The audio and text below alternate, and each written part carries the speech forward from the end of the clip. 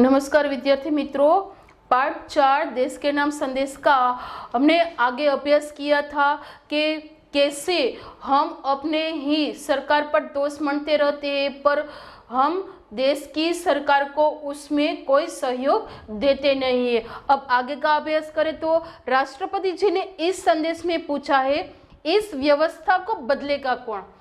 अब सारी समस्या के लिए हम सरकार को ही दोषी ठहराते हैं, तो राष्ट्रपति जी ने कहा यह व्यवस्था किसने बनाई है और यह व्यवस्था को बदलेगा कौन, यह व्यवस्था है किसकी। आप आसानी से कह देते हैं ये व्यवस्था में शामिल है हमारे पड़ोसी, आसपास के घर, अन्य शहर, समुदाय और सरकार, लेकिन मैं और आप कतई नहीं। હવે જ્યારે એવું કહેવામાં આવ્યું છે કે આ જે વ્યવસ્થા છે એ વ્યવસ્થા બનાવી છે કોને, આ વ્યવસ્થા છે કોની, તો તમે આસાનીથી જવાબ આપી દો છો કે આ વ્યવસ્થા જે બની છે એમાં કોણ કોણ સામેલ છે, તો કે આપણા પડોશી, આજુબાજુના ઘરો, આપણે આજુબાજુ જે ઘર હોય એ, અન્ય શહેરો એટલે કે બીજા શહેરના લોકો, અન્ય સમુદાયો એટલે કે બીજા સમુદાયના માણસો અને સરકાર, લેકિન એટલે કે પરંતુ હું અને આપ એટલે કે હું અને તમે કતે એટલે કે ક્યારે પણ નહીં। કહેવાનો અર્થ અહીંયા એવો છે કે જ્યારે કોઈ પણ સમસ્યા હોય તો ત્યારે એ સમસ્યામાં આપણે બીજાનો જ દોષારોપણ કરીએ છીએ, પરંતુ એ સમસ્યા વિશે જ્યારે કહેવાનું આવે ત્યારે આપણે અને આપણા મિત્રો એટલે કે હું અને તું એટલે કે હું અને તમે એ બંને બહાર નીકળી જાય છે। આપણે તો કોઈ હોતા જ નથી, એ બધું કરવાવાળું તો બીજા બધા જ છે। जब कुछ अच्छा करेंगे कि हमारी बारी आती है तो हम अपने परिवारजनों को सुरक्षित कवच के घेरे में ले लेते हैं। अब कोई अच्छा करने की बात की गई है એટલે કે હવે કાંઈ જો સારી બાબત કરવાની વાત કરવામાં આવી હોય તો માણસો શું કરે છે, સૌથી પહેલા એના પરિવારના સભ્યોને સુરક્ષિત ઘેરાના કવચમાં લઈ લે છે। दूसरे देशों की ओर निहारते हैं और इंतजार करते हैं कि कोई मिस्टर क्लीन आएगा, अपने जादुई हाथों से चमत्कार करेगा, और ऐसा नहीं होता तो आप देश छोड़कर ही चले जाते हैं। આપણે વિચાર કરીએ છીએ કે બીજા દેશ આવા સાફ સુથરા છે, આટલા સદ્ધર છે, અહીંયા અલગ અલગ પ્રકારની નવી નવી તરકીબો આવી છે, તો હવે આપણે વાટ જોઈએ છે કે એવો કોઈ મિસ્ટર ક્લીન આવે અને આપણા દેશમાં એના જાદુઈ હાથથી ચમત્કાર કરે। પણ જો એવું નથી થતું ત્યારે માણસો શું કરે છે, ભારતને છોડી દે અને બીજા દેશમાં ચાલ્યા જાય છે। उन्होंने कहा हम अपने भय से भागकर अमेरिका जाएंगे। हमें किसी बात का डर हो गया, कोई भी बात हो, दंगा फसाद हो, भाषावाद हो, कोई भी हो या कोई रोग का बढ़ावा हो, तो हम भारत छोड़कर अमेरिका चले जाते हैं और उनके गौरव का गुणगान करेंगे। यानी कि ऐसा कहा गया कि તમે જ્યાં જાઓ છો, જે દેશમાં જાઓ છો, તમે ત્યાં જઈને એ દેશના ગુણગાન એટલે શું વખાણ કરવા લાગો છો, व्यवस्था की प्रशंसा करेंगे, और जब न्यूयॉर्क असुरक्षित हो जाएगा तो आप इंग्लैंड से भाग जाएंगे। સૌથી પહેલા તમે અમેરિકા ગયા અને અમેરિકા જઈને ત્યાંના વખાણ કરવા લાગ્યા, એના વ્યવસ્થાના વખાણ કર્યા। ત્યાંથી હવે તમે પાછા ન્યુયોર્ક ગયા। ન્યુયોર્ક હવે જો અસુરક્ષિત થઈ ગયું એટલે તમને એમ લાગ્યું કે હવે અહીંયા રહેવું સુરક્ષિત છે નહીં, તો ત્યાંથી તમે લોકો ક્યાં ચાલ્યા જાઓ છો, इंग्लैंड में चालिया जाओ छो। इंग्लैंड में बेरोजगारी होगी तो खाड़ी में चले जाएंगे, और जब खाड़ी में युद्ध छिड़ जाएगा तो आप मांग करेंगे कि भारत सरकार हमें बचाकर घर ले जाएगी। तो सबसे पहले अमेरिका और उसके बाद न्यूयॉर्क, और न्यूयॉर्क के बाद आप इंग्लैंड गए, और बेरोजगारी यानी कि अब लोग वहाँ अधिकतर बेकार हो गए हो, वहाँ पे कोई काम धंधा न हो, એટલે કે જ્યારે ઇંગ્લેન્ડમાં બેરોજગારી વધી છે ત્યારે તમે ખાડીમાં ચાલ્યા જાઓ છો, અને જ્યારે ખાડીમાં યુદ્ધ ચાલ્યું હોય તો ત્યારે તમે એવી માંગ કરો છો ભારત સરકારને કે હે તમે લોકો હવે અમને સુરક્ષિત રીતે બચાવી અને ભારત પાછા લઈ આવો, અમે ભારતના નાગરિકો છીએ। हर कोई देश को गाली देने के लिए तैयार है, એટલે કે દેશને કોઈ પણ લોકો એક ગાડી દેવા માટે એટલે કે ગાડી આપવા માટે તૈયાર છે, पर व्यवस्था में सकारात्मक योगदान के बारे में नहीं सोचता, परंतु देशना सकारात्मक એટલે કે જે દેશને ફાયદા લાયક, દેશને આગળ લઈ આવવા લાયક જે સારા યોગદાન છે એમાં સહયોગ આપતા નથી। क्या हमने अपनी आत्मा को पैसों के हाथे गिरवी कर रख दिया है? એટલે કીધું છે કે શું આપણે આપણી આત્માને બીજાની હાથે પૈસાની હાથે શું ગીરવી રાખી દીધું છે, એટલે કે ત્યાં મૂકી દીધું છે, વેચી નાખી છે આપણી આત્માને। डॉक्टर कलाम व्यवस्था में नागरिकों को सकारात्मक योगदान के लिए देशवासियों को झकझोरते हैं।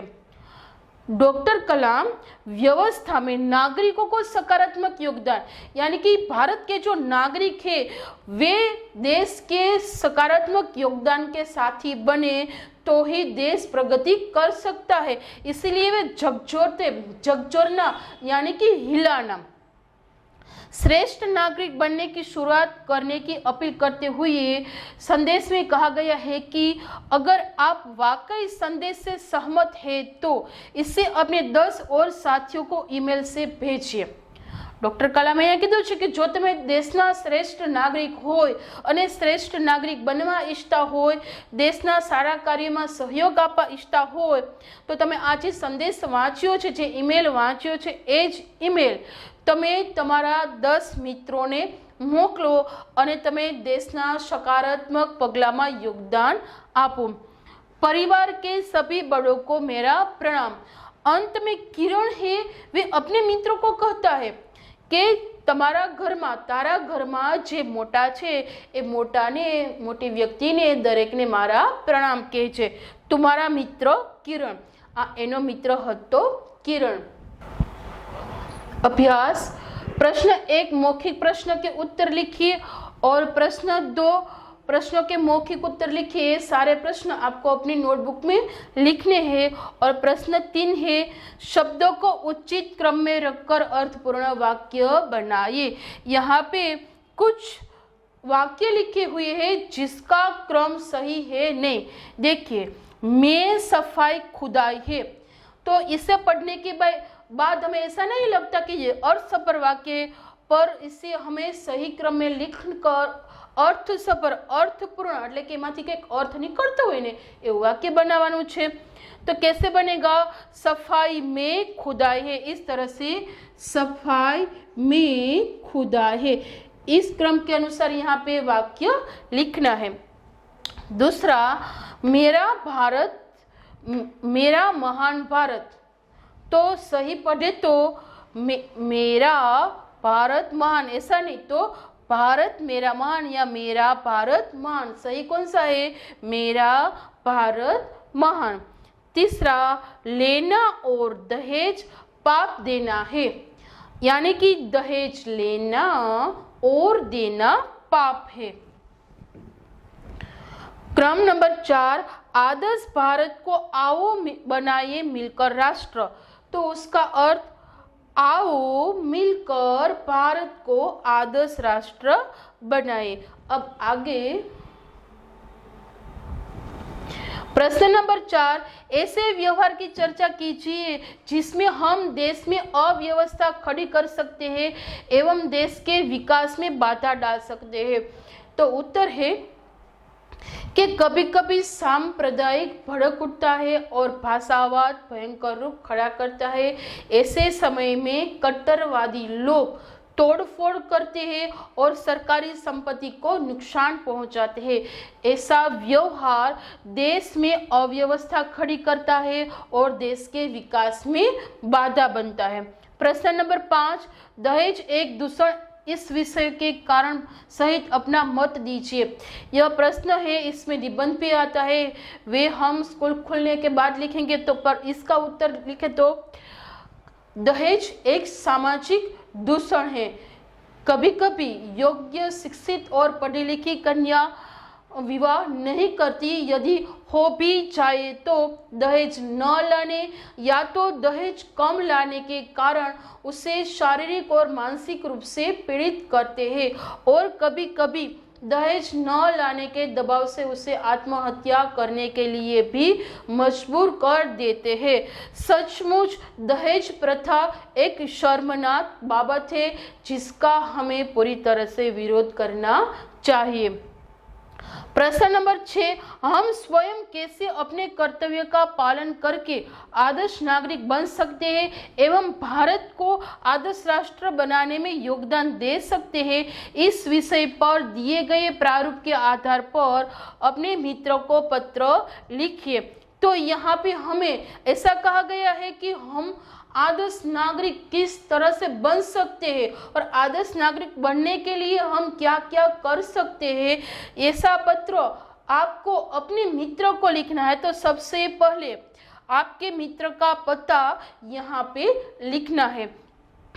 आगे दिनांक, आप अपने मित्र को जब भी पत्र लिखते हो तब उसकी दिनांक लिखनी है। जैसे कि हमने अभी पते की बात की गई है तो आप उसका पत्र के ऊपर जब पता होता है तब उस पर आप उसका नाम लिखेंगे, उसकी अटक, उसका नाम, उसके बाद उसका इलाका, शहर, गली, तालुका, और अब बात में आती है दिनांक। जब हम आज लिखेंगे तो आज की दिनांक, आज नहीं लिखते 2 दिन के बाद तो उसकी दिनांक, और संबोधन आपका उसके साथ क्या संबंध है वे लिखना है। मित्र है तो यहाँ पे प्रिय मित्र, और अभिवादन तो यहाँ पे हम करते हैं सप्रेम नमस्कार, प्रिय मित्र सप्रेम नमस्कार। और पत्र लिखने का कारण तो ऐसा है कि तुम्हारा पत्र मिला, यह जानकर खुशी हुई कि तुम एक आदर्श नागरिक के बारे में जानना चाहते हो। मैं तुम्हें इस पत्र के द्वारा एक आदर्श नागरिक के रूप में लिख रहा हूँ। आदर्श नागरिक बनने के लिए हमें हमारे देश के कायदे कानून का पालन करना चाहिए। हमें अपने ग्राम पंचायत, नगर पालिका और महानगर पालिका को उसके कार्य में सहयोग देना चाहिए। यदि कोई बाढ़, अकाल, भूकंप, कोई भी ऐसी कुदरती आपदा हो तब उसके इलाके में जाकर हमें लोगों को सहयोग करना चाहिए और दहेज का सख्त से विरोध करना चाहिए। चुनाव के समय हमें लोगों को मतदान करने के लिए प्रोत्साहित करना चाहिए। यदि सरकार की कोई नीति आपको आपत्तिजनक लगती है तो उसे शांतिपूर्वक उसका विरोध करना चाहिए, और यह करके ही हम आदर्श नागरिक बन सकते हैं। और अन्य समाचार, आप अन्य कौन से समाचार उसको देना चाहते हैं? तो यहाँ पे सब कुशल मंगल है। आशा करता हूँ कि तुम्हारी माताजी भी कुशल मंगल होगी। अब तुम्हारे भाई का स्वास्थ्य अच्छा होगा। और समाप्ति में परिवार के बड़ों को मेरा प्रणाम और छोटों को मेरा प्यार। यहाँ पे संबंध की बात की गई है तो संबंध में तुम्हारा मित्र और जो पत्र लिखता है उसका नाम यहाँ पे आता है। अब स्वाध्याय, यह सब सविस्तर उत्तर है। ये सभी प्रश्न आपको अपनी नोटबुक में लिखना है। इसके बाद का जो प्रश्न दूसरा है वे है पत्र। प्रश्न 2, जीवन में सफाई का महत्व दर्शाते हुए अपने मित्र को पत्र लिखे। तो हमें सबसे पहले पत्र लिखना है तो क्या करना पड़ता है? हमें पता लिखना पड़ता है। तो यहाँ पे मित्र का नाम किया गया, पता लिखने के बाद दिनांक आती है और प्रिय मित्र सप्रेम नमस्कार। अब हम पत्र लिखने की शुरुआत करते हैं। तुम्हारा पत्र मिला, यह जानकर बहुत दुख हुआ कि तुम्हारे यहाँ पे गंदगी फैली हुई है जिसके कारण रोग बढ़ गई है। अब पैराग्राफ पढ़ते हैं, उसमें आता है यह पता ही होना चाहिए कि स्वच्छता आरोग्य की माता है। तो तुम्हें तुम्हारे आसपास के लोगों को सफाई के महत्व के बारे में समझाना चाहिए। जहाँ स्वच्छता होती है वहाँ प्रभु का निवास होता है। हमें हमारे शरीर को अच्छी तरह से साफ सुथरा और स्वच्छ रखना चाहिए जिससे खाज, खुजली और त्वचा संबंधी बीमारियां नहीं होती, और सिर के बालों को साफ रखने से उसमें जू नहीं पड़ती, और दांतों को अच्छी तरह से साफ रखने से उसमें पायरिया नहीं होता। इसीलिए हमें स्वच्छता रखनी चाहिए और अपने आसपास के लोगों को भी स्वच्छता के बारे में समझाना चाहिए। अंत में तुम्हारे परिवार के सभी बड़ों को मेरा प्रणाम और छोटों को मेरा प्यार। तुम्हारा मित्र। जो आप न लिखते हो उसका नाम आता है। प्रश्न नंबर 3 है निम्नलिखित वाक्यों के काल पहचाने। तो सबसे पहले काल किसे कहते हैं? तो जो समय चल रहा है उसे काल कहते हैं। એટલે કે જે સમય ચાલે છે એને આપણે કાળ કહીએ છીએ। પરંતુ કાળના પણ 3 પ્રકાર છે, વર્તમાન કાળ, ભૂતકાળ અને ભવિષ્યકાળ। તો વર્તमान काल કોને કહે છે? जो समय अभी चल रहा है उसे क्या कहते हैं? वर्तमान काल। और भविष्य काल, जो समय आने वाला हो उसे भविष्य काल कहते हैं। और भूतकाल, तो जो समय बीत गया हो उसे हम भूतकाल कहते हैं। मैं क्रिकेट खेलता हूँ, तो यह अभी क्रिकेट खेलने का काम शुरू है, तो यह होता है वर्तमान काल। काल कौन सा आता है इसका? वर्तमान काल। मैं कल अंबाजी गया था, तो यहाँ पे सबसे पहले था है और कल है। अंबाजी गयो હતો હું, પણ હું ક્યારે ગયો હતો? કાલે ગયો હતો, તો એ શું બની ગયું? ભૂતકાળ। तो यह वाक्य भूतकाल का है।